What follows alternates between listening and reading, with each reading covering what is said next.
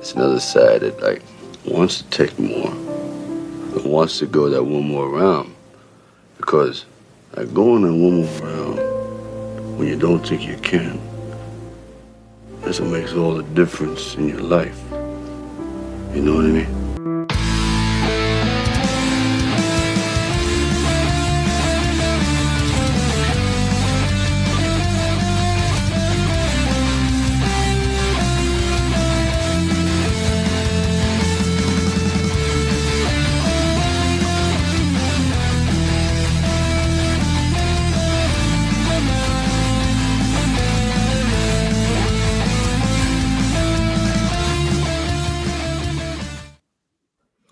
All right. Good day and welcome to all of our listeners and viewers of One More Round, the Rocky Series podcast. I'm your host, Ryan, and with me, of course, today is Kyle and Katie.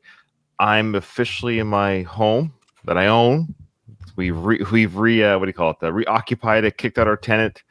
Damages, yes, we're fixing them. But anyways, it's good to be in our home. We're making our own again. So I'm in the garage. I used to record it before 2+ years ago, and I'm going to get it cleaned up eventually. So disregard the background, folks. Katie's back from vacation in Greece. How was that? Freaking fantastic. It was really nice. But I feel like it's been a very long time since the three of us have been together, and we're all home now from somewhere. Somewhere, sort of. Well, Kyle, where are you? Oh, I'm just in Calgary, so I'm just 3 hours away. Okay. Oh, that's right. You're not actually at home right now. No, I'm not at home. I'm just gone for the weekend. I'm going home today. My wife had a presentation she was giving, so we decided to just tag along. So I took the kids, and I'm sorry, Katie, in advance for saying this. I took the kids to the Calgary Zoo because they have a really, really good zoo there. And I know. Katie, I feel very comfortable there. I really like it there. It is my kind of place. I can't explain why. Is that where your wife took you? Is that where your wife took you? Yeah, she took. Well, no, she didn't take. I took the kids there, but the kids maybe took me there.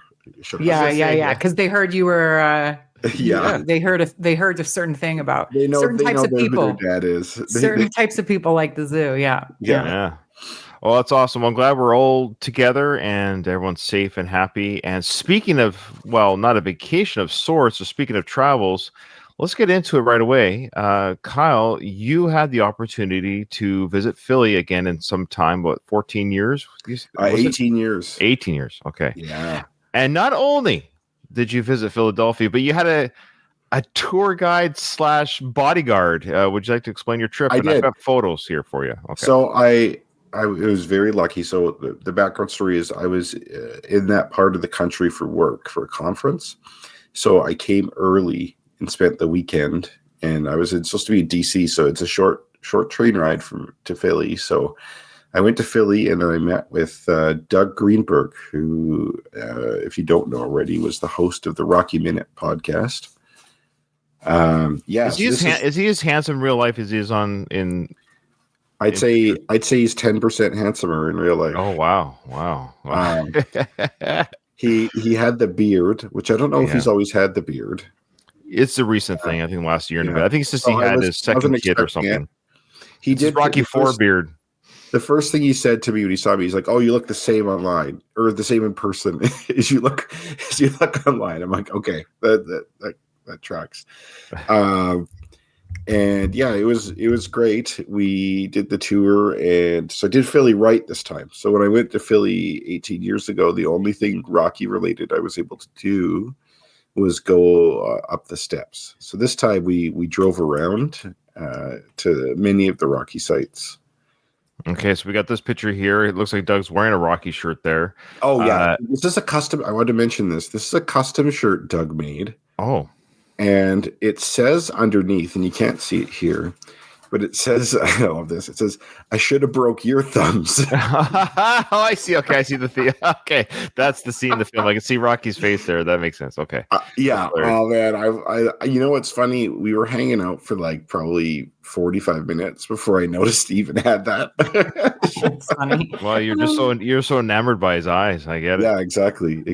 So okay, so explain to the audio listeners as well, but explain where you are and what each picture was like here. Okay. So this is Mick's Gym, the location for Mick's Gym. And it's in the Kensington neighborhood of Philadelphia, which is in North Philly, and it is a rougher part of town. Interesting thing, though, is that this, just in general, actually, it was not nearly as rough as I was anticipating it to be. Oh, good. And I think the reason being, and I know some people like Baz and some others have been up there, it is clearly gentrifying part of town, which when I was discussing with Doug has its pros and cons to gentrification. But one of the pros, I guess, is the neighborhood's getting nicer. And right here you see Mick's Gym. I think in other Google Street Views, in other photos people have taken, it was kind of boarded up, but now it's open. There's a business there, and it was closed when we were there. It was when I looked at through the window, it was like this is somewhere where people stop to eat or drink, something like that, like a restaurant or cafe. I looked it up later. It's like a brewery type of thing. Okay. And it's called Lost Time. Is that the name of it? Yeah, time, kid, time. Time. All right. I know the name's apropos a little bit, at least. It's really nice in there. They you know, I'm going to say this. My first thought was in this area, everything looks incredibly small. Right. Like the elevated subway tracks and stuff that are like right beside this place. Right. They look tiny. Everything looks super tiny compared to the film. I guarantee you, if you go there in person, you'll notice that. And I'm interested in any listeners who've been to Philly and gone to these areas if they had the same thing. But it looks way bigger on film for whatever reason. But yeah, this is the first place we stopped. I got to put myself on film more. All right. The camera makes it makes you look fat, but it makes like scenery and stuff like small. So I don't know. Okay. I don't know how that works, but this is another situation where it was really tiny. So it's like Doug is driving this like half-ton truck. Of course. And which made me feel at home. Everyone in Alberta drives these trucks. And he could barely fit his truck on this road.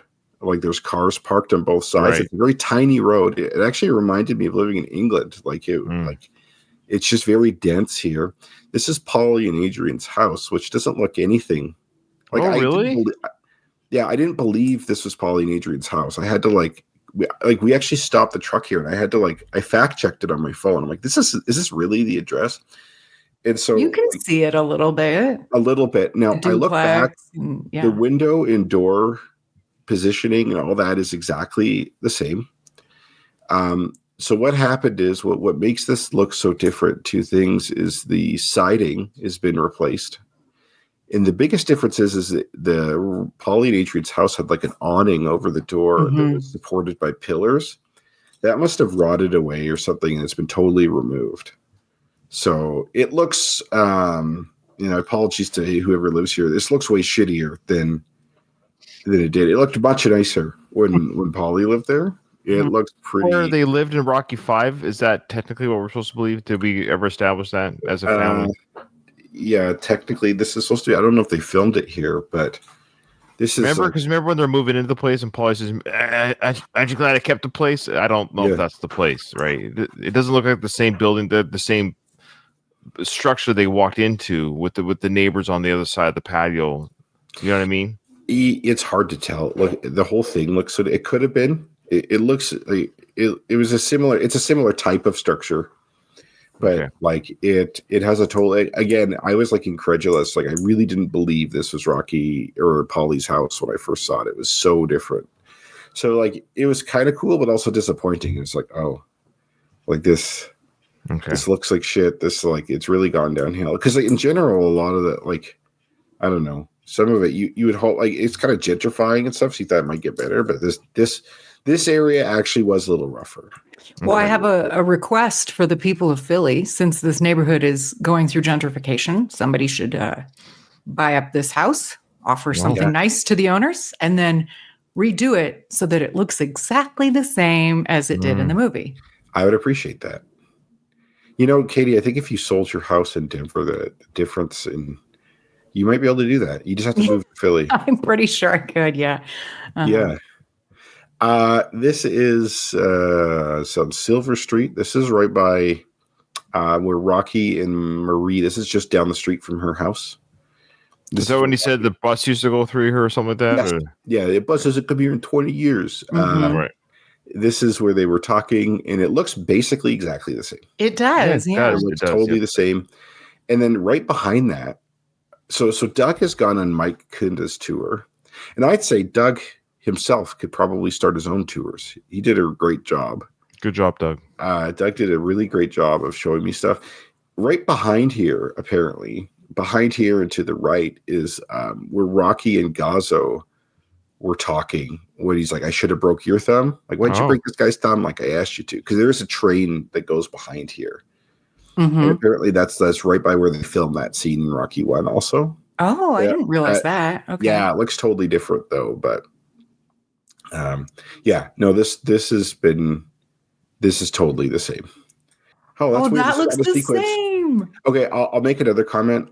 I guess, are we going to show the video of? Yeah. I got those. Okay, I'll reserve my further comments on that street till you get there. So let the viewers know where you're looking. Let the viewers know where you are now. Audio listeners where you are now. So I'm on Rocky's first house or apartment. Yeah, where he's at, 1818. What's the street name? Oh, that's okay. It wasn't Kensington Street or something? No. I wanted to say like starts with like an S. It's like kind of a weird sounding name. Okay, so this is like another one where the street itself looks much smaller and much narrower in real life, but the actual steps and like everything here looks pretty much the same. They've put in a new door and they put in like a new window frame. But you can't put your arm through the screen anymore, like Rocky. No. But yeah, and it's like it still has 1818 painted on the. Are those the original? Is that the original numbers? It looks like the original painting. It might be because it's really faded. Yeah. If it's not the original, it was painted over not long after the original. Like it hasn't been painted on there in a long time. So I think it is the original. It looks exactly the same. Are those the same steps, of course, where Butkus was hiding behind the when he comes that's in the agents they go, look, you look great. Yeah, or it's like, hey, is this a face you could trust? Like this was one of my favorite places to be on the tour. Like it was really cool because there's so many scenes that got filmed here. It was cool to stand. I in general doing these, I felt very intrusive because this is like people's homes. Sure. And I felt a little bit intrusive, like going on their steps and stuff like that. So like I wanted to go right up to the door, but it's funny. When I walked up here, I heard an audio thing. It says, "You are now being recorded." Mm-hmm. Oh, really? Yeah. Yeah, like I think it's because it's a rough area, but I think they get a lot of people doing this also. I'm sure. That's very considerate of you, Kyle. I would imagine, though, if you live in or near a famous film locale, it's to be expected, right? So I just went up on one step, took the photo real quick, and got out of there fast. Because and then some guy came out of his house too around the same time, and so like Doug and I got a little weirded out, and then got out of there. And then that's him there. That's Doug there, and then Doug. No, the gentleman behind you. There's someone coming out. Yeah, that's the guy coming out of his door. Who was fine, by the way. Yeah. Doug like almost locked me out of his truck there. Out of? Is that what you said? He drove. Yeah, he just almost locked me out of his truck. Yeah. When we drove to the end of the street, we were waiting. This Latino guy was walking across. He was like kind of gangster looking, and just turned around and made like a really intense eye contact with us. Like he was looking hard, like giving us like stare down.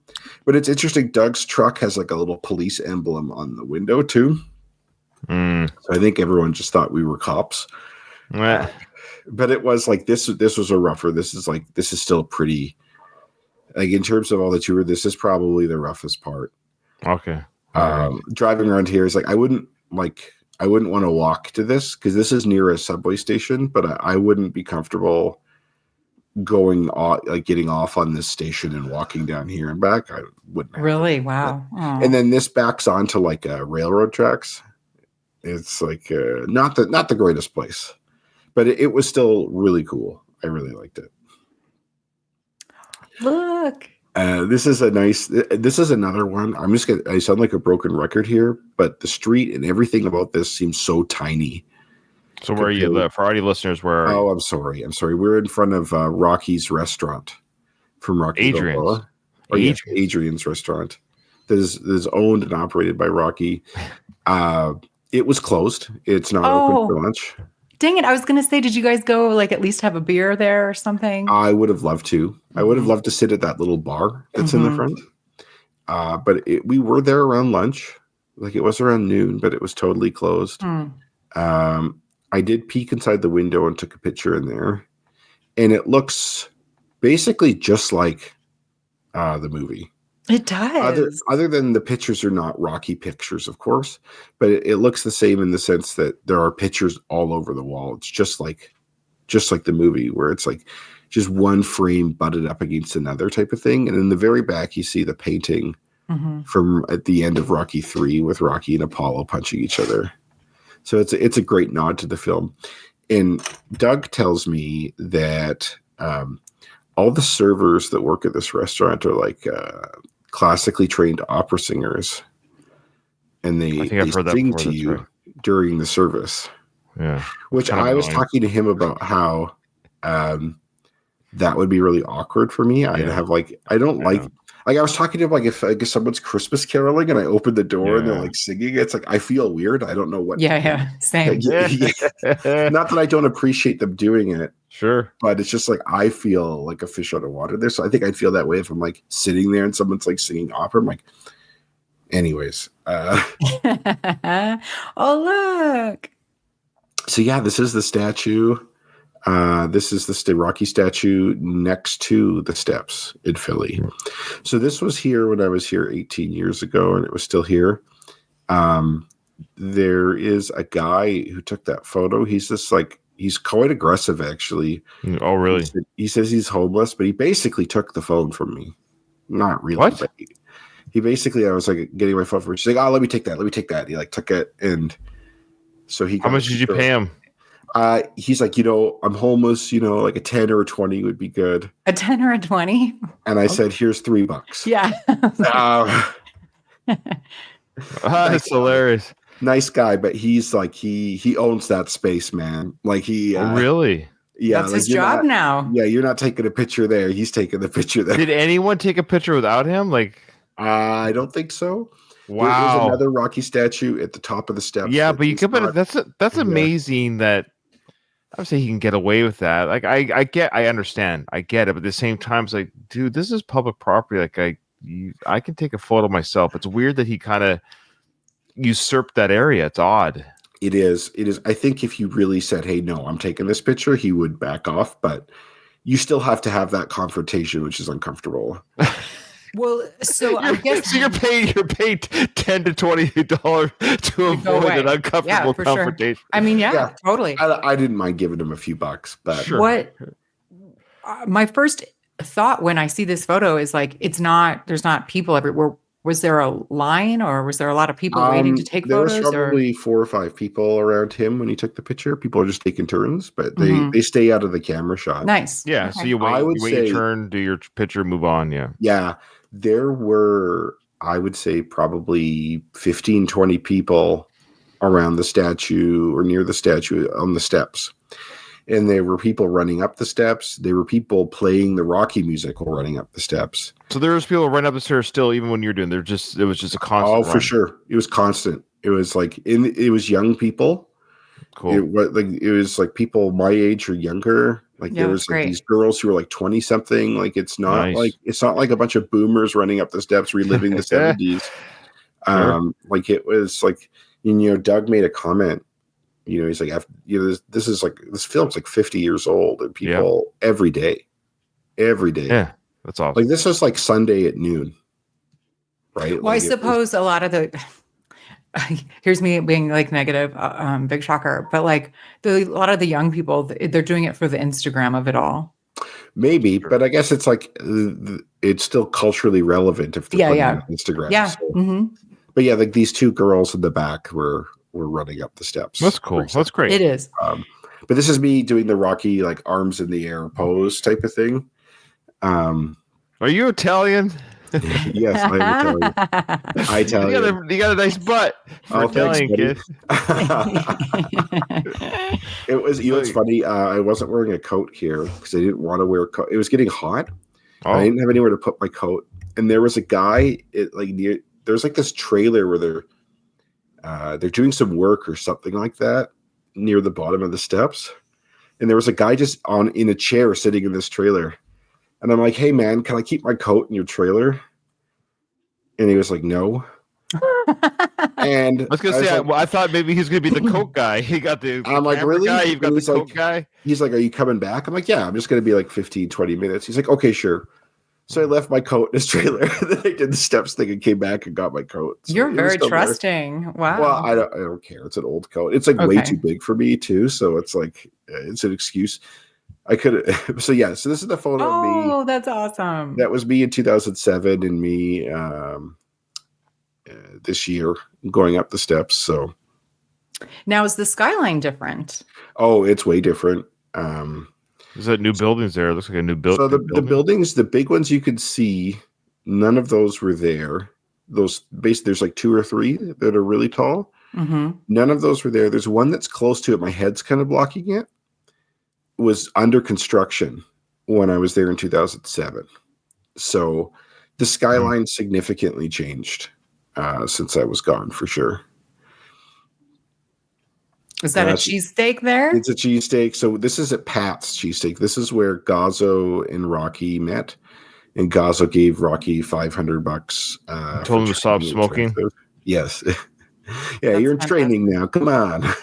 So we went to Pat's. I was a little nervous because Pat's is known to be kind of rude.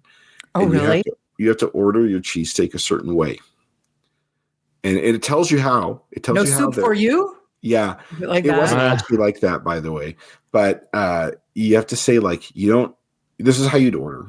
So this is how I ordered mine. I said, I'll have provolone without. That's it. And so that means is I'll have a cheesesteak with provolone cheese without onions. Oh, Doug got whiz without. And then there's a window where you just order cheesesteaks, and there's a window where you just order like fries and soda and other stuff like that. Oh, interesting. But I heard some tourists there. This one old lady's like, I would like a Philadelphia cheesesteak with this or that. And they were fine. But I was like watching these YouTube videos about how Pat's was like they were pricks and you had to order right or they treat you know what I mean? But it wasn't like that at all. Question. Yeah. Was there a vegan option at Pat's? Probably not. No, that's not how they roll there. I don't think, at least. I don't think. You would have noticed it probably, but I would find somewhere that had it one. might, you know what? They did have a very large menu of different things. It wasn't just like, hey, it's not like In-N-Out Burger where they have like a very small array of options. Like it's like the original from the whatever. It's like there's like 30 things you can order, even though it's like almost everyone just orders cheesesteaks there. But apparently, like native Philadelphians would never get Pat's.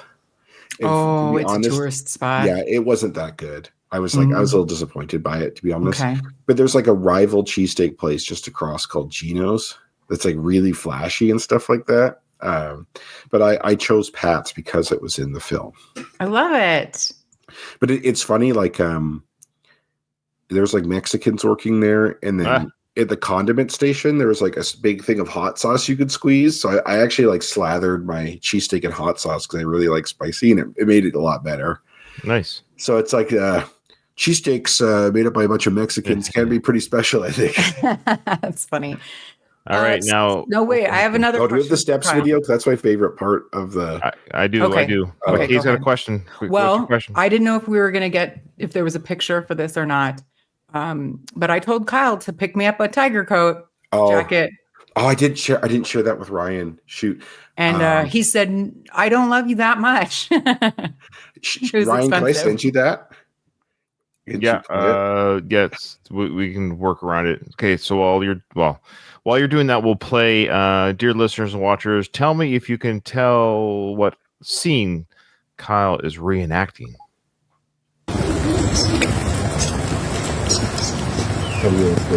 Yeah, you're All going. right, I'm just gonna leave this on the steps. Okay, so was that the actual steps? Is he from Jamaica?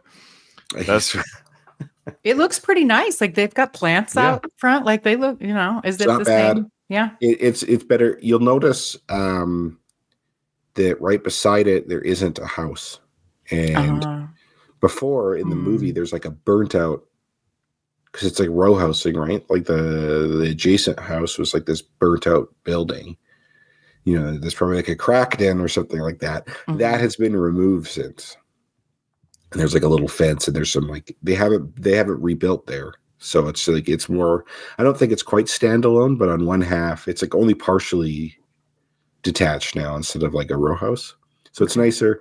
This is my actual business card I left in the steps. I almost left it there permanently. Sure.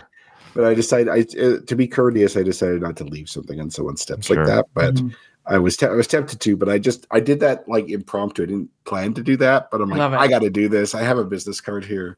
Good job, Kyle. Awesome. Just leave it on the steps. Okay. All right. And now here you are. Okay, I've got the video, but we'll actually. So the context behind this is Katie asked me to get her a tiger jacket if I happened to see one in Philly, which I didn't expect to. So, I mean, more context. So at the bottom of the steps, there is a Rocky gift shop, which is new-ish. Like when I was there in 2007. Yeah, that's right. We've talked about that. Dom and I talked about it on the Rambo podcast a bit ago, that it's there for, I think it's contracted to be there for 3 years. Okay, yeah. So like it was totally new. In general, they've made that area a lot nicer around the steps. And there was that Rocky theme thing. I got my daughter this keychain, this Italian stallion horse type of thing, his logo, like the horse. Love it. She loves horses. I got her a keychain. It was $13. So it's one of those kind of gift shops. Mm-hmm. Sure. I asked the lady if she had any old sweatsuits with holes in it, and she said no, though. Aw. They could totally sell those for like $300 and people would buy it. Yeah, everything there was like super expensive. Of course. And they also like were advertising, like they have a Rocky run they do in the city. Yeah, it's every November in the steps. So like that was I was there in September for anyone listening. So they were advertising that a lot. But yeah, the spirit of Rocky is more than alive and well there for sure. That's great. I got a bone to pick with that. I always have a bone to pick with that Rocky run. I've reached out to them a few times over my years of doing the Rocky podcast. They never return. Like it's such a weird thing. Like I guess they don't need me, but I thought it'd be interesting to talk to them about how they started it and how it's grown, but whatever. They're not hungry. They got civilized. I know. I made an empty promise to Katie that if I saw a tiger black jacket that I'd get it for. Thinking that I'd never see one. I really want to. So here's Kyle with the jacket. Speaking I want it. It's so great. Katie, I want to. I really want to, but yeah, it's probably a $1,000,000,000. He said he likes you, but he doesn't like you that much. Yeah. I don't have Mason Dixon money. Sorry. I bet it's at least $200. It was $150. $150 US dollars. Ooh, that's it's not a very substantial coat. It's basically like a glorified sweater, a zip-up sweater. But. Well, that's the one Rocky had. I combined Rocky and jacket. Yeah. Mm-hmm. But man, I gotta tell you, the USA used to be, for Canadians, used to be cheap to go to. Oh, wow. I remember used to going to the States and everything was cheaper, and it's like the opposite now. Holy cow, is everything so expensive. And it's not just the dollar. The exchange rate hurts, but it's like the actual price number is higher than it would be in Canada, plus the exchange rate. So I got raked through the coals that weekend. Oh, boy. Yeah, things are expensive. I didn't have jacket money. So the last video we have from your trip, of course, is you running up the steps. Oh, the Rocky steps. Is that right? Yes. And I looked at my original video of me running up the steps. I only ran up at about 2 seconds slower than I did in 2007. Oh, there you go. Almost 20 years ago. That's really good. And I was holding a camera this time. So yeah. Here's the video. Go. Yeah. Go 2 at a time. Doug, 2 at a time. A lot of steps. statue on the left.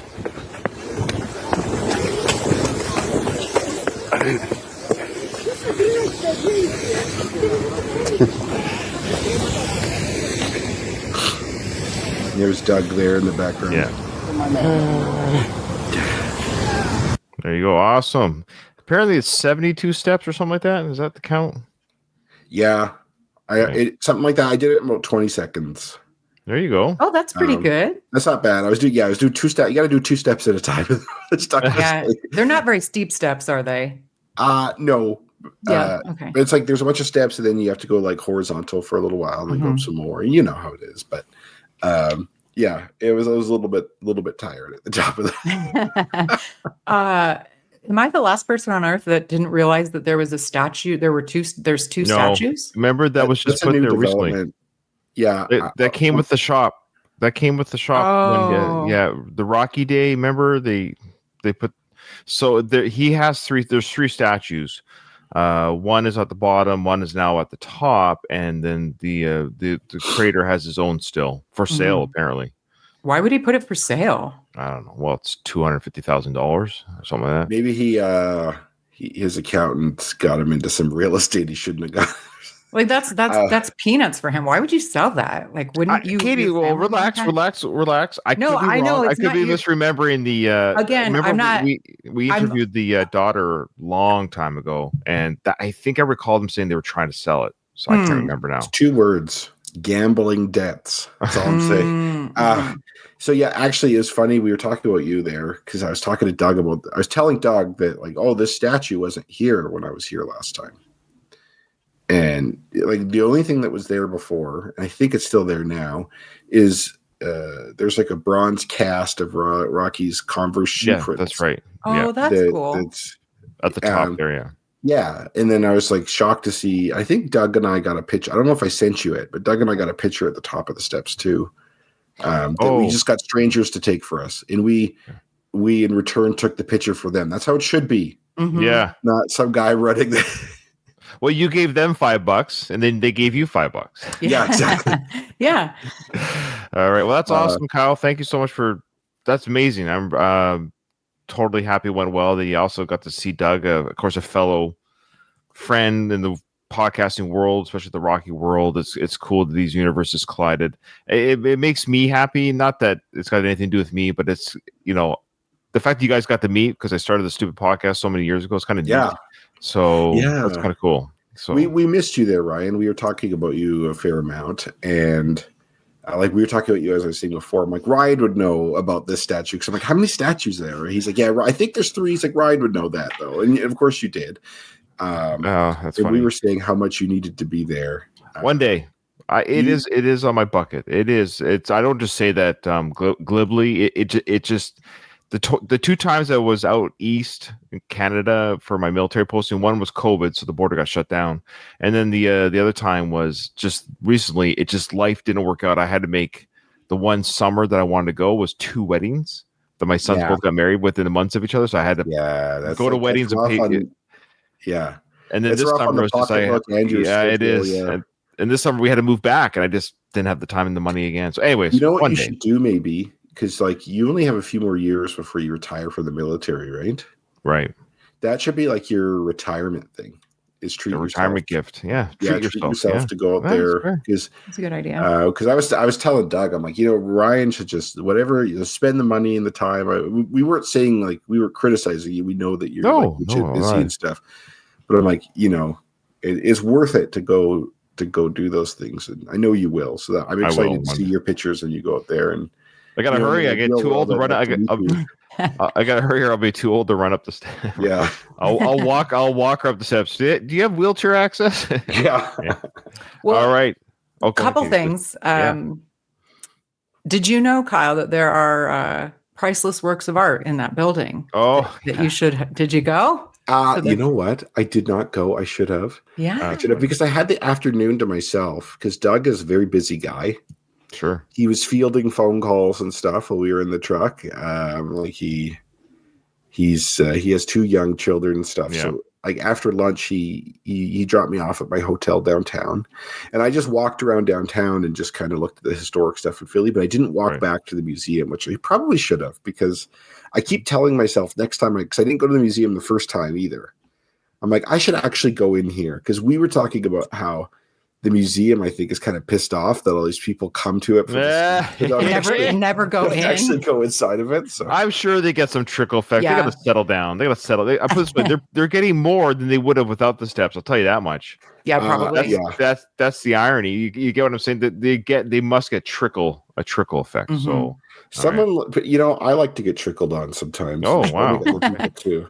Anyways, you did a great job, Kyle. Oh, thank you. You hit up all the main spots. So thank you. Yeah, that's awesome. Until Ryan or I can get there. This helps. And Ryan, congratulations, Grandpa. Oh, geez. Oh, I didn't realize. Did you post something? I missed that. Yeah, I posted on Facebook, but yes, anyone that cares that listens to the show, yes, I'm a grandpa. Yes, my son and daughter-in-law, though, they moved to Vancouver. I'm too afraid to call. And For the record, Ryan lives a 45-minute ferry ride from there or whatever. But still, I don't know what to say to him. Maybe I'll go visit the kid when he's 5 years old. 8 or something. Yeah. That's hilarious. No, they live in the area. They live in the area, and they're here. So I've already got to hold and be with the granddaughter a few times, and she's adorable. You could take her to Philly, and you can run. Yeah. You could have her on your back or something, and you can run up those steps. Yeah. Because Ryan's a pretty fit guy. He runs, so he can handle those steps no problem. Yeah. So far, right now, I can. Yeah. Well, that's awesome, Kyle, and thank you for the congratulations, Katie. Yeah, it's a whole new chapter in my life. So, thank you, everyone. And now we have a special video from the man himself. Let's check it out. On this Sylvester Stallone, and I've got something very special coming up. I never thought I'd do this, but I did, because I think I have a story to tell, and a lot of people may just relate to it, because I certainly did, and it got me going in places I never thought would happen. So I want to thank you very much for taking this moment, and please wait until spring, because that's when it's going to come out. This is a story about heart, energy, humor, and learning how to get up when you get knocked down, going on when you don't think you can, and eventually climbing that one mountain that you once thought was out of reach. Keep punching. Love you. Sly Stallone.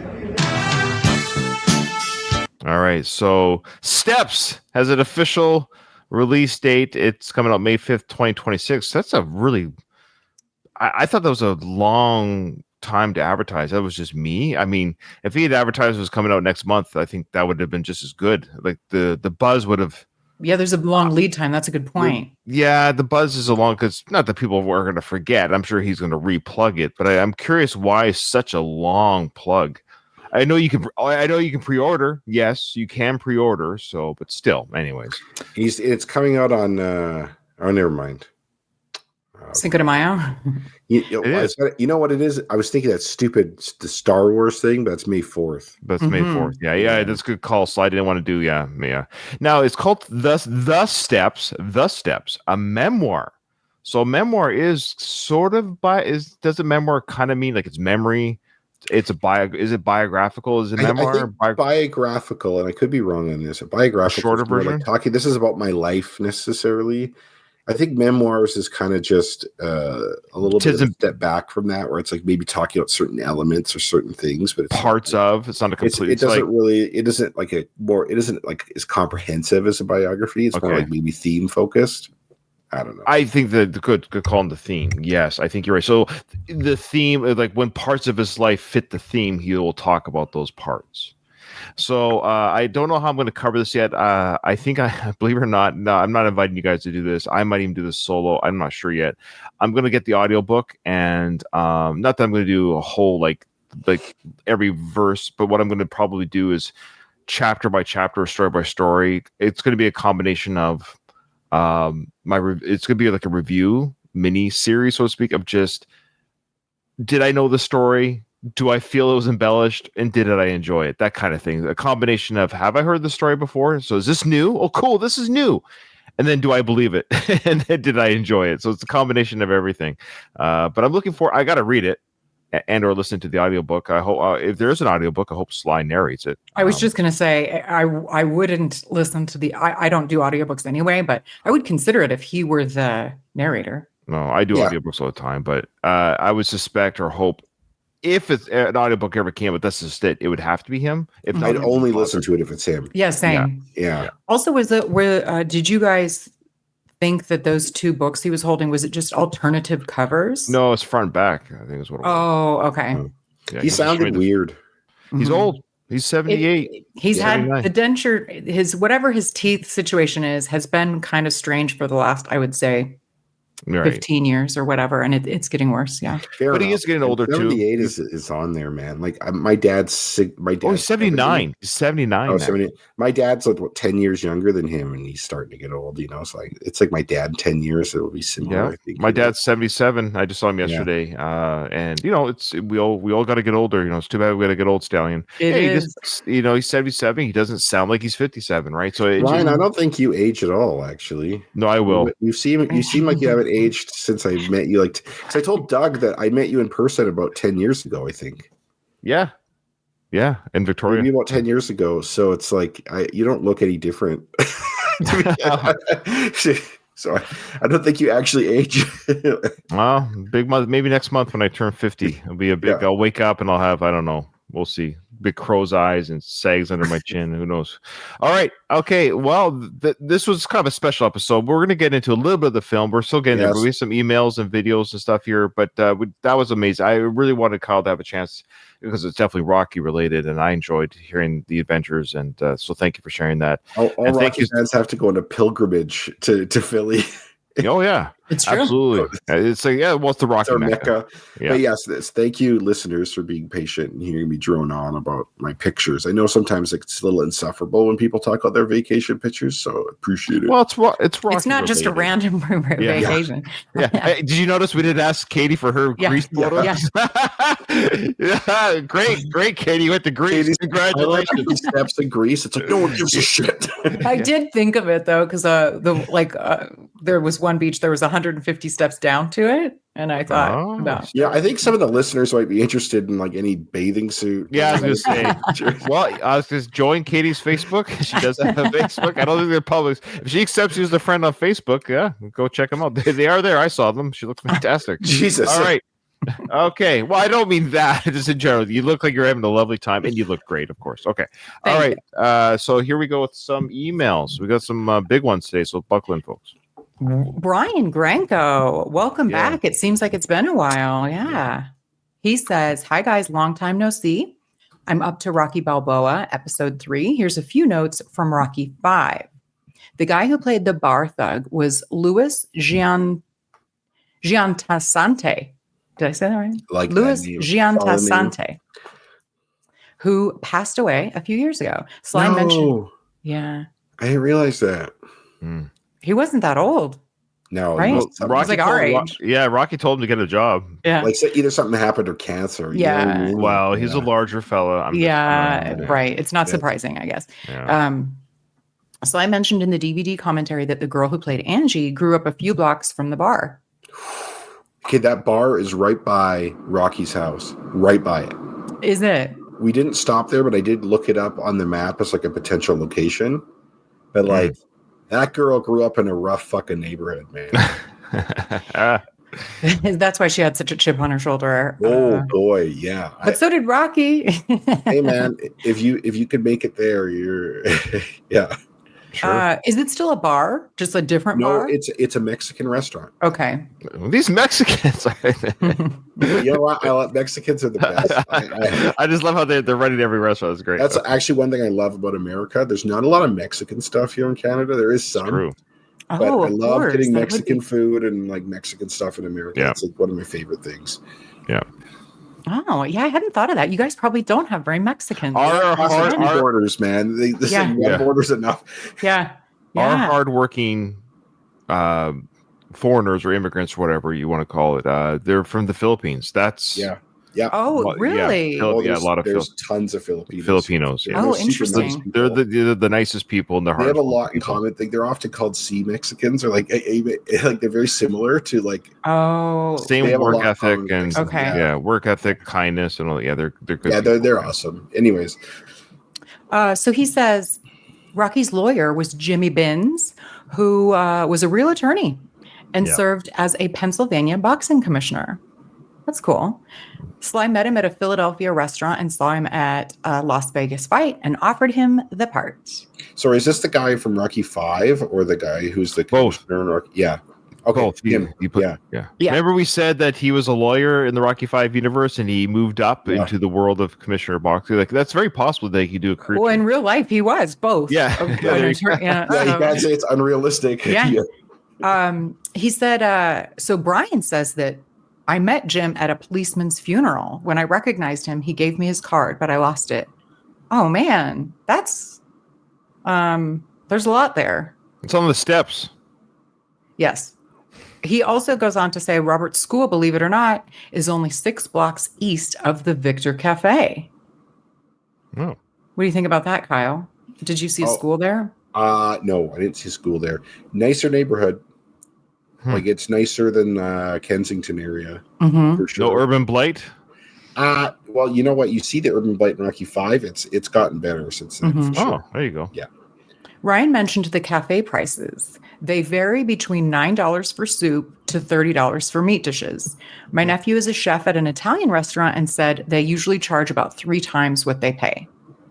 Oh, I'm kind of surprised it's not more, That's to be about honest. right. I've heard that like the cost of food should be about 30%. Oh, okay. So I think that's Okay. Yeah.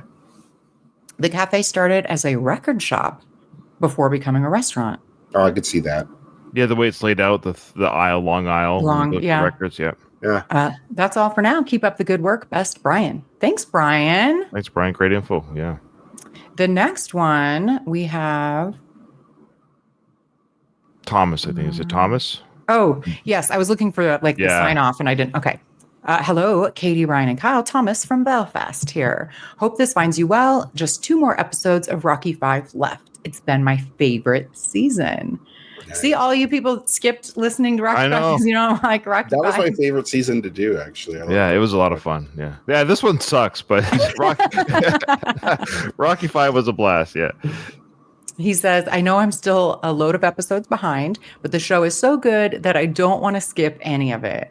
I love the way Ryan has cut the original with the workshop. And I agree with you guys. There's an amazing Rocky 5 movie in there. I'm loving all the talking points. Paulie's pit stop, Mickey's apartment, got me thinking. A pit stop would indicate somewhere you stay rarely. I think it's somewhere he can take his pickups from the Lucky 7 Tavern. I think he pays for them, to be honest with you. But or both. Is that what he says in there? What you're saying?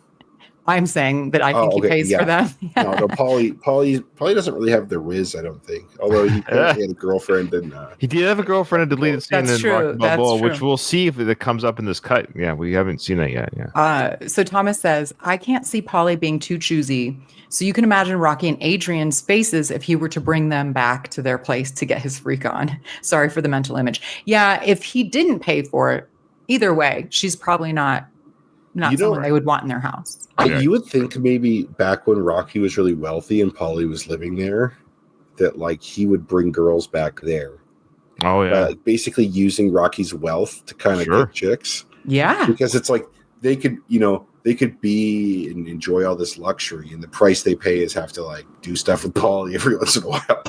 The price they pay. Yeah. So I think that's interesting point, Thomas, because we did have a discussion around like what he meant by that. Where does Paulie actually live? So I think this tracks what Thomas is saying, is that he goes there sometimes with his dates, maybe. He goes on to say, where would a 20-year-old up-and-coming boxer prefer to spend Christmas Eve was another great talking point. I also believe that it's Tommy's second Christmas with the Balboas. Okay. Yeah, I mean, sure, it could very well be, yeah. I can imagine Tommy saying to Karen after a few beers, If I hear one more effing story about Mickey, I'm going to blow my brains out. So Duke wins hands down. They should have kept a few of Mickey's references in.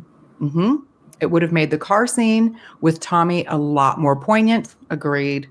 He says the fight in the church would have been awesome. Also, Duke, in the ring, Tommy Gunn only fights in the ring. Rocky, well, my ring's in a church 3 blocks down. It's like, Tommy, my ring's right here. Yeah. And they step Tommy, inside and do it. Yeah. Let's do it. Yeah. That really would have been better. That's it. I'm building a time machine. I'm going back to 1989 when they were like writing this or whatever and be like, hey guys, trust me, you want to do this differently. He says, I know you've probably found this out since, but just on the trainers/promoters, boxers will be scouted and followed by promoters through their amateur career like all sports stars. The promoter and boxer will sign a contract, and he will pay the boxer a fee up front, big or small, depending on the potential. They will then join the promoter's stable. God, that sounds terrible, but they call them that, right? Like your stable of fighters. Yeah.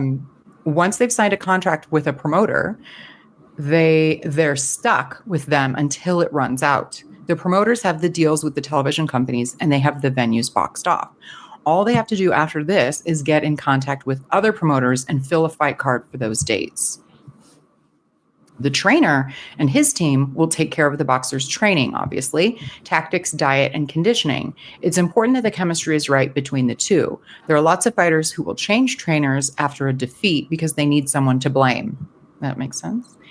They can change trainers as many times as they like. Anyway, stay safe, guys, and keep moving forward. Good insights. Yeah, I mean, great stuff. I love our listeners and our emails, of course, and our listeners. They're great knowledge. The fact they have such great knowledge and insight and understanding of the business, but they still listen to us bums is it's actually very telling. So thanks, guys. I think like his comment, like there really seemed to be a missing spot for Rocky. Like I guess Mickey just became a promoter, but Mickey doesn't seem like he's that person. Like that he's arranging all these venues and has all these connections and dealing with other promoters. Like that doesn't track with me. It's just kind of like, Apollo is his own promoter. That tracks. Like he does that. Rocky isn't doing that himself, and I can't see Mickey really doing that for him either. So it's like, who did it? And I think it's just kind of a mystery. Well, and I think that he's bringing up kind of a third role because we kind of talked about trainer versus manager and that Mickey was both.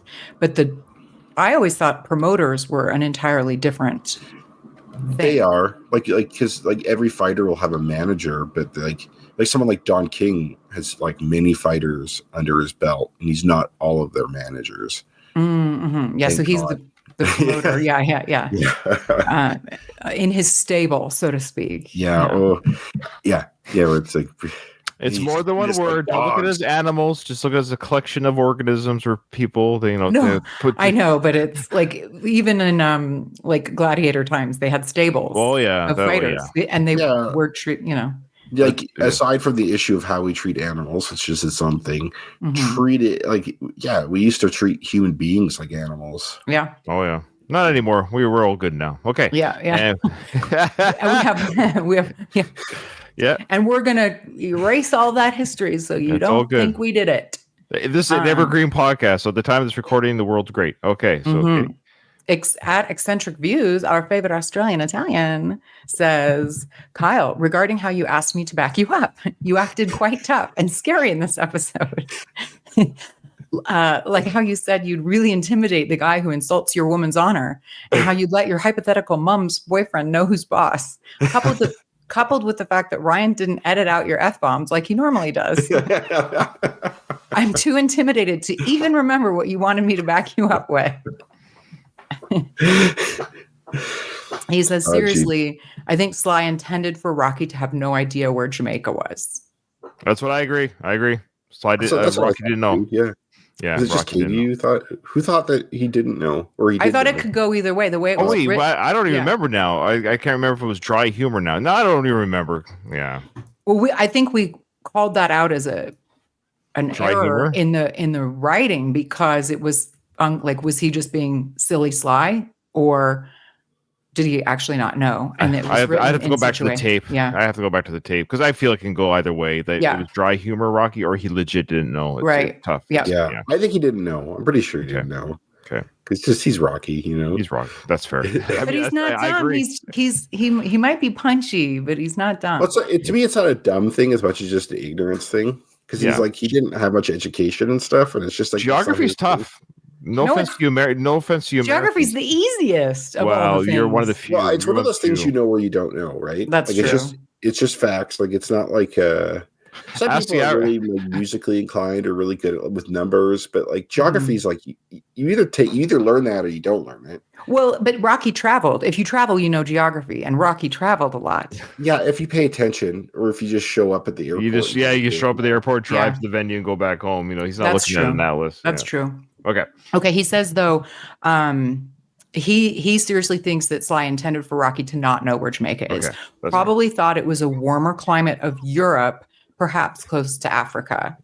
Okay. It's in line with previous legit ignorant comments, i.e. condominiums are condoms and derogatory means nice. But that was early dumb Rocky. I think he got a little more civilized later. But good points. He did learn to read. He did learn to read. This is the bar we have. Yeah. Here, right? Like he can read now. Yeah. Like he could do the Amex commercial and stuff. But yeah, great stuff, everyone. Thank you for emailing. We have one more, of course, the voicemail from Michael, the Screeners Podcast. Hi, Ryan, Katie, and Kyle. This is Michael Burgett of the Screeners Podcast. Great work as always. Just wanted to chime in and share some thoughts on this latest episode. It's interesting to see how Maria's dressed when they're outside after seeing the different versions of the bar scene, given her hair is pulled back and tied up when she's outside in the theatrical cut now, and it was that way the entire time in the director's cut. And in both versions, there are 4 people that walk out of the bar. Angie, her boyfriend, and her 2 other friends. It's the exact same scene. It's also the same hard cut in the theatrical that goes from Mason and his old trainer to outside Marie's place. Remember, we thought that was jarring, and I just misremembering because our brains. I'll speak from you. My brain keeps thinking that everything I don't remember correctly is because it's the director's cut. But that's not the case. Same. So, and I'm less familiar with this movie, but it's really strange because it's an odd edit. Yeah, same with the 4 people. It's weird. Okay, so anyway, I appreciate people like Michael and others who are like, no, you guys might be overthinking the director's cut. Fair enough. With Rocky and Marie. And I don't know if you caught this, but there's an interesting music cue that happens right as Rocky turns back to look at Marie and steps as he's standing by the van. And then it happens again right before he calls out to her. It's almost like he's thinking, and the music cue is kind of that prompting thought of, I'm going to do something, and then I'm actually going to do it. So I thought that was a really interesting music cue that I hadn't really picked up on before, and I don't know if y'all picked up on it either, but just wanted to point that out too. Great work as always. Keep up the great work, and look forward to hearing what y'all have to say on the next episode. All right. Thank you, Michael. Appreciate that. Okay. Well, let's watch a little of the film now. Let's do a little bit. So where we last left off, of course, I thought we'd watched the cartoon fight, so it's probably what we're going to cover today. But I guess we didn't start. We started with just the stats screen. Remember, we talked about the reach and the height and whatever it was, and I was like, did we actually watch the cartoon? No, we didn't watch the cartoon fight. Okay. So here we go. From Philadelphia, Rocky Balboa. All right, Chuck Johnson, USA Today. There's no question that Rocky Balboa fought the much tougher fights during a much tougher era in boxing. When you look at Mason Dixon in his career, he's basically been spoon-fed his opponents. No question in my mind, not only does Rocky win, but he wins knockout. Okay, that's actually true. Yeah. That's how I feel. Yeah. I think we'll see the guy at the end here who gives it to Mason. We'll listen to his reasoning. Even he acknowledges that Mason hasn't been proven. Like, Mason having been proven is a given. It's just he has more faith in Mason's just abilities. But yeah, there's no way that's saying that Mason's better than Apollo. which is impossible. No one's even asking that question. Yeah. Well, that's what I mean. So by that logic alone, if Rocky can beat Apollo at whatever, I know he wasn't as Styles make fights though. Yeah, you're right. I know. But but Paulo would have beat the shit out of him too. I think Apollo would destroy Tarver. Drago would have beat him. I think even Clubber Lang would probably agree. Yeah, every single one of them. Yeah, agree. I think maybe Joe Zack wouldn't have beat him. Like those 10 guys that Rocky. Joe Zack. Okay, actually, who would the fight? Joe Zack versus Spider Rico, and then the winner of that, who beats Lion Dixon? All right. I think Spider Rico would. Yeah, I think Spider would. Especially if he gets a lot. Especially if he's allowed to headbutt. Offspring. Bernard Fernandez, what do you think? Dixon is a victim of his own dominance. He's never been in real knockdown, drag-out brawls. He's never had to dig down to rally back. Well, if he tries to dig down against Balboa, he's going to find that he doesn't have a big enough shovel. I clearly give it to Balboa. Whoever filmed this is a fucking genius, man. Well, Sly filmed it. You're Ryan, or you're like, we know who filmed this.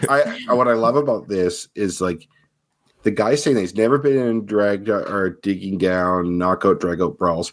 And then it pans on the women looking at Dixon, right? So you could see that Dixon is aware that like the women are kind of judging him now. And then the guy makes like a big enough shovel comment, which can be interpreted, of course, as like a phallic type of reference. He doesn't have a very big shovel. I never even got the penis thing. I thought he was just digging his own grave. And then you see Dixon be like what? But like it's emasculated there, right? For sure. Oh man, that cracks me up. Whoever did that did a great job.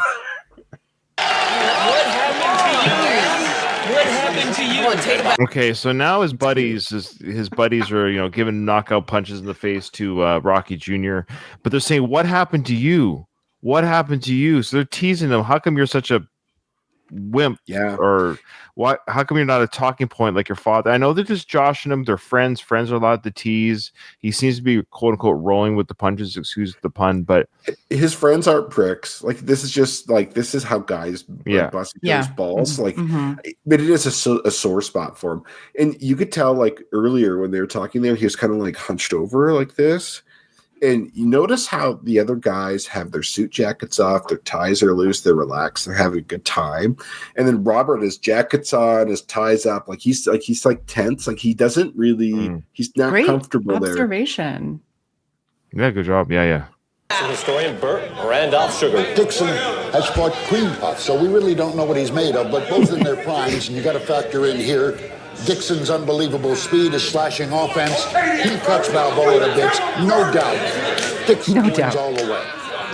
So Dixon all the way, no doubt, apparently cuts Rocky to bits with his speed. He gave very little, like, what was his reasoning again? His speed. Was he faster than Apollo? Yeah. No. His speed. No. Because it's like he cuts, like, Rocky could take anything he throws. That's the problem with Rocky. Is that like Dixon doesn't have the stopping power to knock Rocky out, and so it's like he's got to get tired, and Rocky's gonna. He's like a piece of iron. You know, it's like on the savannah, you have those animals that will just hunt you, and like they'll hunt an animal by just chasing them till they get exhausted. I think maybe hyenas do that, but then just go in for the kill. Like they're not inherently that big or tough of an animal, but like their endurance makes them deadly. All right, here's where our subjectivity ends. Let's see what the computer has to say. Let's have it. I love this. Subjectivity. This is where our subjectivity is. Let's see what the computer animators have to say. Yeah, no subjectivity there. Now, what do you? I love. I know we talked about it before, but time has passed even since the Going the Distance podcast. I love these graphics. Yeah. It's interesting now. Even like the last few years, like AI would do this fight, and I think AI would do a much better job. You'd probably use similar models. Like you have to put in a set of assumptions. You still have to give it prompts, and you have to give it commands and prompts. But I'd actually. We're going to see fanfic AI shorts very quickly. So where you might just see the Rocky versus Ali or Apollo versus Ali, and put Grok or ChatGPT put in the stats and styles and create a. The thing about ChatGPT is it's like, okay, if we asked, and you could do this at home, ask who would win in a fight, Mike Tyson or Muhammad Ali. That's a commonly debated thing. It's very wishy-washy. They'll say we can't say for sure. They'll be like, well, there are many people. There's many reasons why each fighter would do very well, and this is Ali's strengths, and these are Tyson's strengths. It's hard to say what would really happen. Like it hedges its bets, right? It's not very good at being definitive with those kind of things because it's not. Oh, hey, well, it can't. It's not human. It's almost not that's not allowed, but it's hard for it to go with its gut. There isn't a gut. That's right. Objective. And if you're objective, you don't. The real answer is I don't know. But it will do stuff like who would win a fight between like an animal, two animals, or something. You say like Darth Vader versus a common civilian in the street. It'll say, well, Darth Vader will win. Like it will do that kind of stuff. Like it won't be the civilian could have some unknown power. No. Like it will be okay. Well, Darth Vader, clear cut. But it will have a harder time in a weird way, like with closely matched type. Yeah.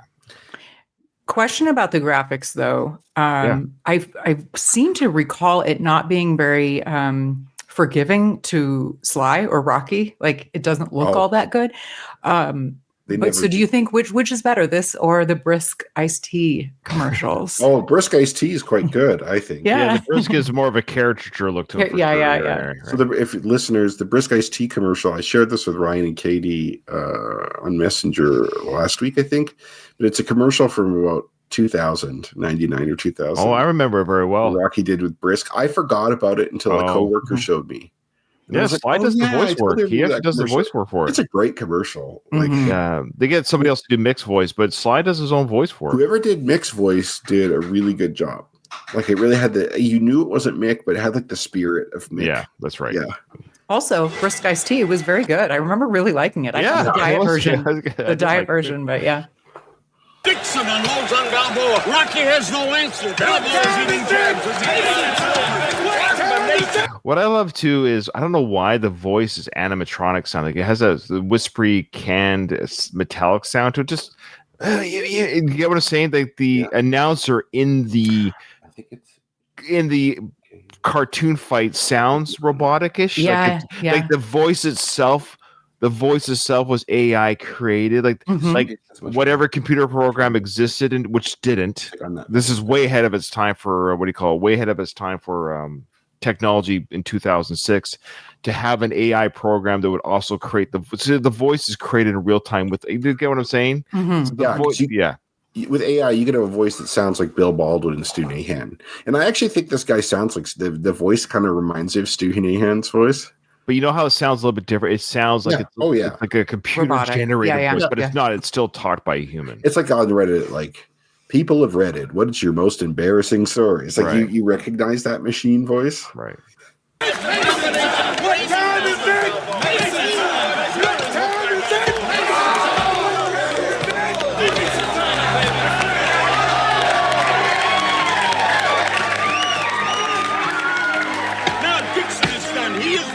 He is almost not on his feet.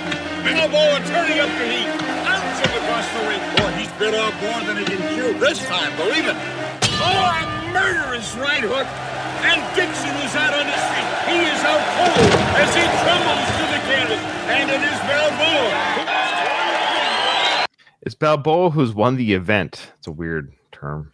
There was a lot that just happened in that little sequence. Sure, what do you guys... Well, I thought go ahead. Well, I mean, it's a short cartoon fight, so it's I guess is a one round, or is it just the idea like had the fight gone this long, this is what you could see throughout the fight? Like these are the highlights of the fight. I'm not too sure. Are we just to believe it's a one round knockout? Well, I meant more so. Oh, they're also the how they're showing the reactions, panning back, cutting back and forth between. Answer my first. What do you think of the fight? Then we'll talk about their reactions in the crowd or the real life crowd. Like, do you think that was supposed to be one round, or that's the highlights of over? Highlights. It's highlights because it's a sports show like this. They're not going to show 30 minutes of this stuff, right? No, okay. So they're just showing you like throughout X number of rounds, because they didn't mention this was a first round knockout. They didn't mention this was a Okay.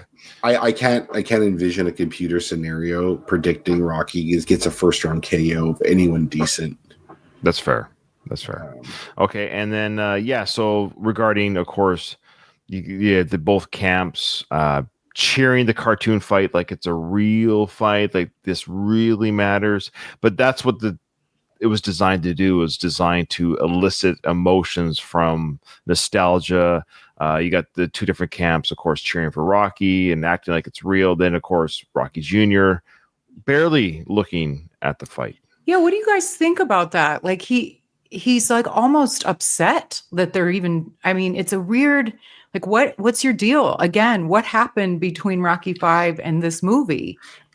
I think it's a self-esteem issue. Like he's seeing the whole bar cheer his dad on because this is Philadelphia. Like this, You know what? I've noticed something like this is kind of the opposite thing, but like, most parents cheer their kids on. Yeah. Right? Not all parents cheer their kids on.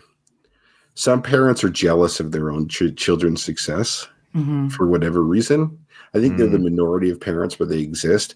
They do. And I think in the reverse, some kids are jealous or intimidated by their parents' success. Sure. And I think Robert here, has talked about his dad casting a shadow, being in his dad's shadow. That's a mental self-esteem issue for him. Like, he probably felt like for his whole life, you'll never live up to your dad. You'll never accomplish, even like if it's not fighting, but whatever field you're in, like finance or whatever, you're never going to be a world-class anything because most of us aren't. Right. Most of us are just normal, in the middle of the road people. Barely. And it's like, you're constantly reminded of that. And this is happening again. So I don't even think he dislikes his dad here. I think it's just like that sore spot's being poked and everyone's poking him too. And it's just like, fuck, man. I want to be in the bar. I want to have a beer. I want to have a good time with my friends. But it's like, dad's here again. Like, here we go again. It just, I found it really, I don't know. It was almost like it was pretty heavy handed, I guess, since I'm being critical a little bit. Yeah, it is. But it's to show you because that big speech has to come later. Yeah. And then also it was really interesting that the cutting back and forth between Mason's camp. Now we're just seeing Mason solo watching this. Like his experience is by himself and the Rockies, everybody cheering Rocky on. It's like the whole city is in his corner. Yeah.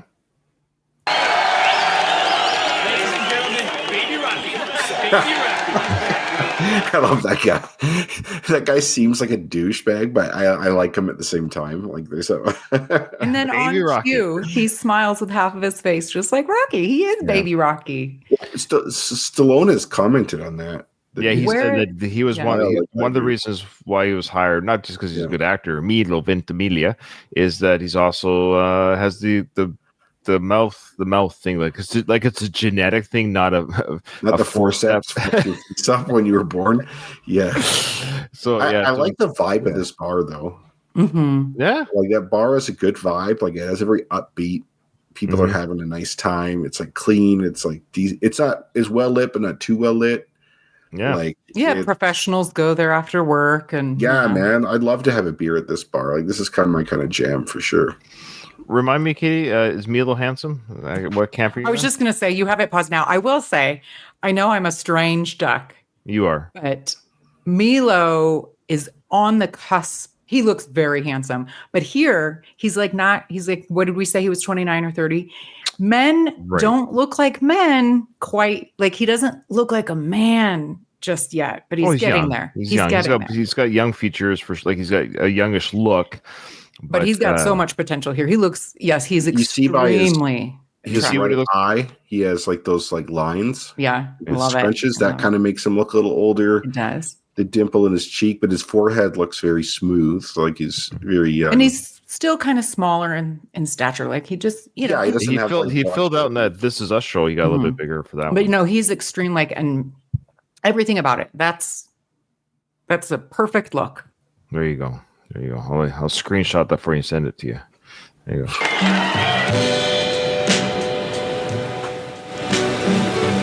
Yeah, we're glad you like the food. If you heat that up, it's pretty good in the morning. Yeah, thanks, man. You're a nice kid. I hope this music ain't giving you a headache. I like this old stuff. No, I like it. It's nice. Good. What's your rule for? I mean, he doesn't have to play it either. It's like, but I guess maybe there's awkward silence in the car. You play music, but okay. So they had their dinner date. Rocky's saying heat up the food. It's going to taste good in the morning, and they're saying goodbye to each other now. Or he's going to walk. He's going to be a gentleman and walk her to her door to make sure she gets there safely. Yo, you think Steps wants a job, you know, make a few bucks on the weekend. It's good making your own jing. My kid stashed a few bucks doing that. Maybe. So there you go. So the kid worked at the restaurant. I think. I don't think I caught that. Or is that a new? Is that the director's cut? No, I think it's been there. I think so because I remember the job offer was certainly there. Yeah. But we had a listener. I forget who. They made a fan theory that Robert did work with his mom, and that's how he got the accounting bug there. So there you go. It ties in. That fan theory ties in. Yeah. Being so nice. You know, I don't want you to think nothing's off. You know, my wife, she's gone, but she ain't. You know what I mean? Yeah, well, I wasn't thinking that, believe me. No. No. Then what was you thinking? That you don't owe us nothing. Okay, there was that weird moment there. Okay, so I don't know how I feel about that scene where she's saying, "Why are you being nice? Like, what's your motive?" Fair enough. Why are you being nice to us? I have a teenage kid. You're a single man or widower, all the same, but you don't have anyone in your life. I'm a woman. You're a man. Fair question. And he's like, well, my wife's gone, but she's not gone. Like, I'm not over her death. And then she said, well, I'm not thinking that anyways. And it goes, you're not? And I'm not thinking it either. Like, it's a weird. What are your thoughts on that scene? I don't know how I feel about it. I get it.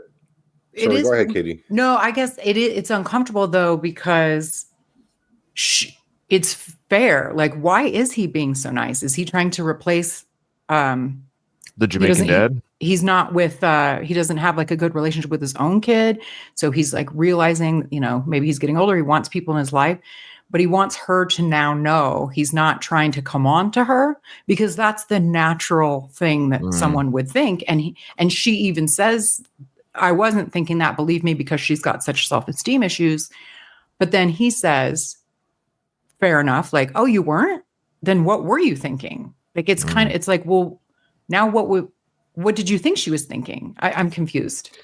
Okay. So my interpretation of this is that like Marie comes from an area and a place where it's like there's scarcity, and like, I'm sure there was some altruism to a degree, but you basically get what's yours. And there's probably a lot of people looking, as Robert would have said long ago, beware of deceptions. Mm-hmm. Right. Everyone's trying to like rip you off or pull one over on you. And it's like, so probably your natural instinct if someone's being like this is like, you must have an ulterior motive. Yeah. And like, I don't know what it is. She might not have been thinking the romantic angle, although I wouldn't blame her if she did, because it's like, sure. I don't know. I'm going to alert you to something you probably don't know. Older men are okay with younger women. I don't know if you knew that. It was like she's not young, but to her mind, she's not good enough. Yeah. Yeah, but like compared to him, she is, right? So it's like he's like what, 60 here? So she'd be 59. She was 11 when he was 30. So she's like 18, 19 years younger. Yeah, so she's like our age. He's like 6. Yeah, so let's say he's 60, she's 40. Yeah. But now he's trying to be nice to the kid. So is he a perv? Like, yeah, like this seems odd. Like you must have some kind of angle here. Well, I don't know what it is. And so it's like, also, I think she could be lying about, I wasn't thinking that, believe me. Because it's like, and I think it kind of ties into your self-esteem thing. Cause it's like, you don't want to seem presumptuous. Right. Or you don't want to seem like you don't want to come across that you're accusing someone of that, even if that is kind of in the back of your head. But yeah, I also think maybe for Marie, it might be like a thing of like, hey, don't pity me. For sure. Yeah. Yeah. But he doesn't offer an answer though. They have this this little interchange about, oh, that's not what just so you know, I'm not trying to date you. Oh, I wasn't thinking that. Well, then what were you thinking? Or why, he didn't actually answer her question. Why are you being so nice to us? I think he's about to, sort of. Oh, is he? Okay. I think in his rockiness way, because the line here is she says that you don't owe us nothing. What are you doing? I think he does answer. The last thing, I think probably little Marie's probably had some bad men in her life, so she might be scared. Yeah. She wants to make sure she doesn't get effed over by another man. That's what I was trying to say. Okay. Like, she's probably been, you know what I mean? She's been ripped off a few times. Yeah. Like the Jamaica guy's probably hit it and quit it. You know what I mean? Like he's back in Europe. Back in Europe. All right, so let's hear Rocky's answer. What are you doing? I'll be patient. Now, I don't owe you nothing, but why you gotta owe something to get yikes, bingo. So he was in the middle of a line there. Yes, this is Rocky trivia. Most Rocky fans know this already, but that was a prop accident. The ball was not supposed to be that bright, so that was Sly reacting in real time. And it sounded like it. Yeah, he did. Like, whoa, that was Sly being Sly-ish. That's the best acting. Yeah, like he was in character still, but he was because he'd go back. I won't for the sake of time, and just it's hard to go back. But when you watch that scene again, knowing that, you could tell he was in the middle of the line of the dialogue. The dialogue wasn't supposed to stop. He was in the middle of saying what he was going to say as he's putting the light bulb in, but it was so bright he got interrupted and reacted to his eyes being blinded, and they kept it in. So it's weird. I got to point out too, it's weird because there are two houses connected to this house that aren't there anymore. That is weird. It is bizarre. But anyways.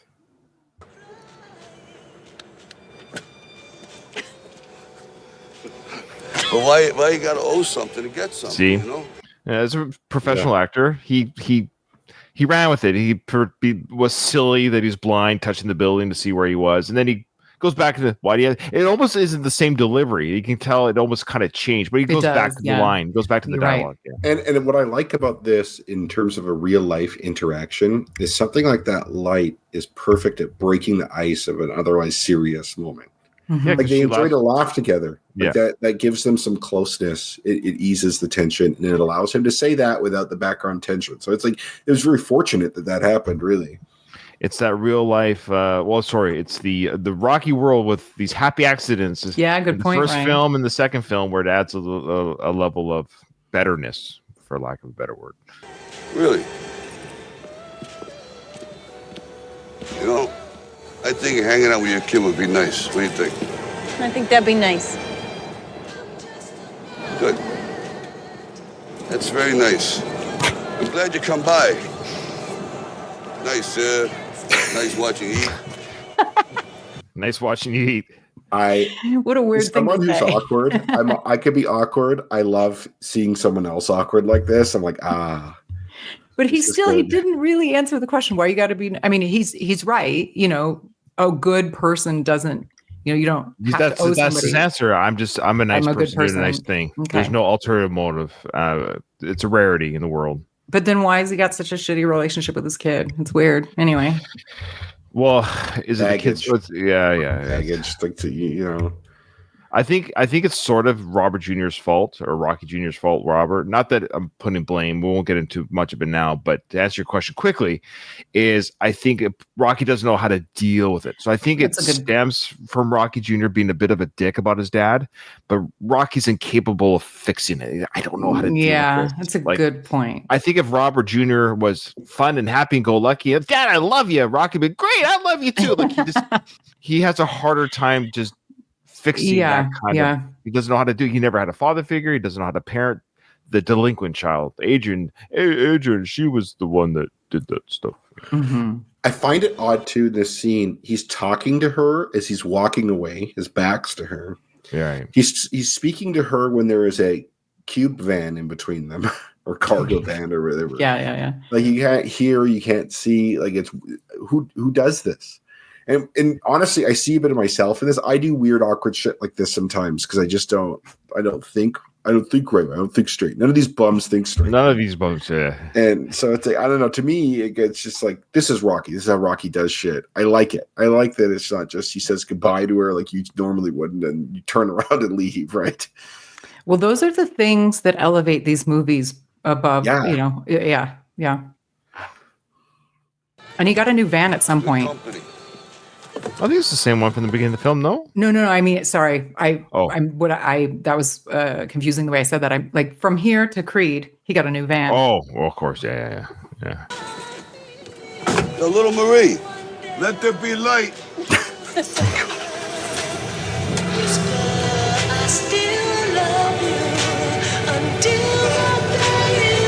And there you were, Kyle. You were on that street. There's that house. You were there. I know. I love it. Honestly, that whole trip, I was gone about a week. That day I was in Philly was by far the best day of that whole thing. Oh, I love that. By far. It was. Oh, I also, Joe Biden walked right by me and I didn't notice him.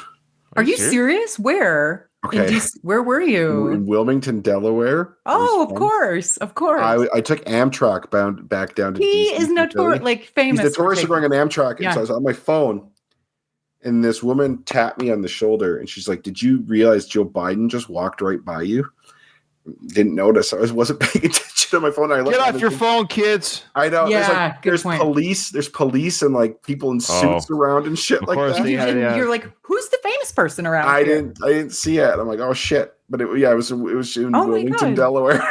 Jeez, you've been to more states. I'm like, I forget Delaware is even a state. Yeah, Delaware's like sandwiched between Philly and Baltimore. Says the geography's easy. I know.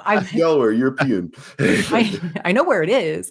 I just, I forget about it. Delaware is the capital of Michigan. Okay. Yeah. All right. Well, that's amazing. Fun episode. Great episode, guys. Today, I had a lot of fun doing this, of course. And thanks to everyone who watched and listened. But this episode is now officially over. I didn't hear no bell.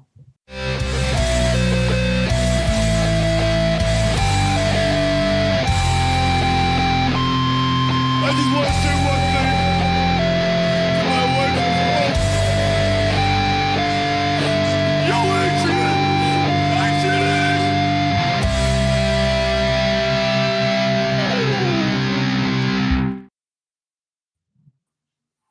Okay.